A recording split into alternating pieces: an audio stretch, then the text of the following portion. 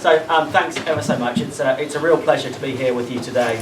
That I'm able to address you is a testament to the relationship that the County Council has developed with the University of Suffolk, and that's largely forged through our joint membership of the Sustainability Institute.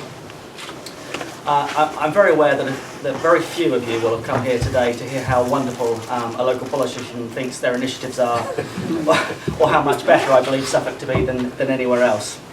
So I'll try to keep this brief and give you an insight into not just what we do well, but some of the challenges we face, challenges getting where we are already, and the challenges going forward. Earlier this year, we were one of the first councils to declare a climate emergency, and we're determined to make good on that commitment. But just declaring the climate emergency itself wasn't easy. There were debates around whether an emergency was the right word, whether crisis or grave situation was better, and whether we should recognise the situation rather than overtly declare it. There's lots of politics just around the packaging. And this is one of the major challenges we face politically, not just locally but nationally. What we called the climate emergency and how we termed our recognition of it doesn't change the scientific reality of what we face or the steps we need to take to address it. All it does is distract from what we need to do. However, the political reality is that the packaging and carrying people with you is key.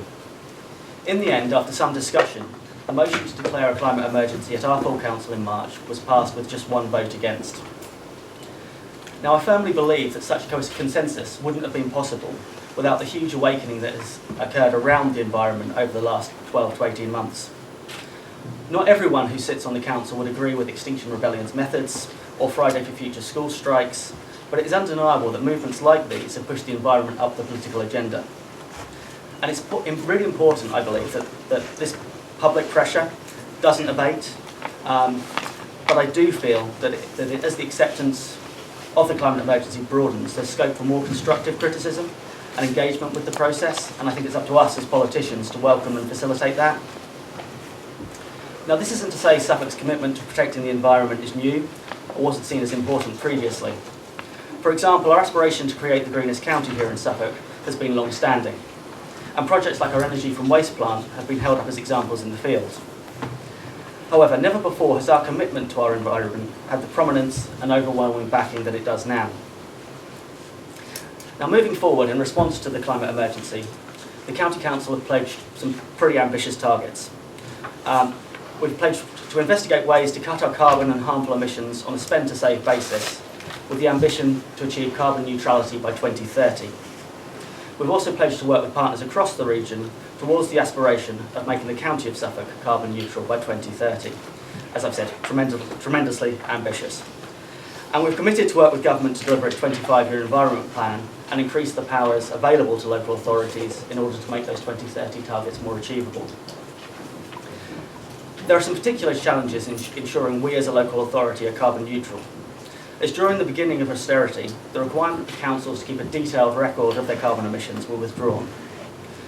Therefore, we'll need to work with the University of Suffolk and others to establish a new baseline on which we can be publicly held to account, and I think that's really key. I think if we're to achieve these targets, there needs to be that scrutiny and that independent pressure on us to continue to push to be the very best we can. The other major challenge we face is financial. Currently, 3 in every £4 out of our £500 million plus budget goes on adult social care and children's services. Now, these are statutory services that we have to provide, and they support some of the most vulnerable people in our community. So out of the remaining 25%, we need to fund our roads and transport schemes, the fire service, trade and standards, planning departments, public health initiatives, and so much more. And of course, our environment team and how we respond to climate change and our attempts to hit net zero by 2030.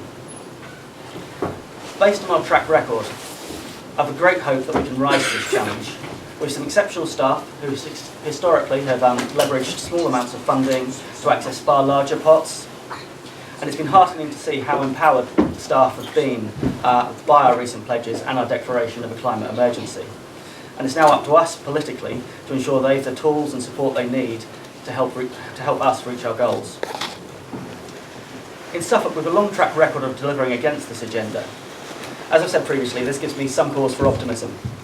Examples of this include helping residents and businesses to reduce carbon emissions via the Suffolk Climate Change Partnership, This included schemes such as Suffolk Solar Together, which was a group buying PV scheme, and we're reopening that this month.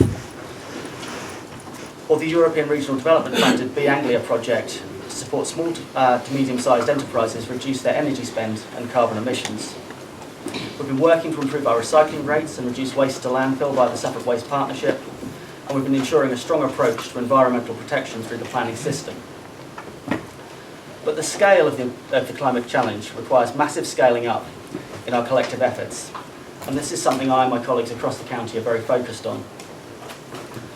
In parallel, we're consulting on the development of a new design guide for the county to help new development and initiatives contribute to our unique identity and ensure Suffolk remains an attractive, healthy and sustainable place to live, work and visit.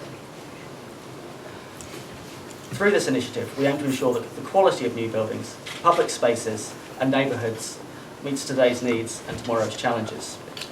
This, of course, includes the need to enhance the ecological footprint of new development and to engineer in resilience to future climate change, but clearly we cannot keep building as we currently are.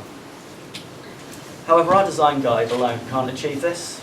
We need national legislation to ensure there is a level playing field and that construction across the UK is held to a higher environmental standard. Earlier this year at a developers conference, I challenged the panel on whether they would prefer local planning conditions or a national approach, and they were unanimous in saying that they need a national approach. They need new legislation.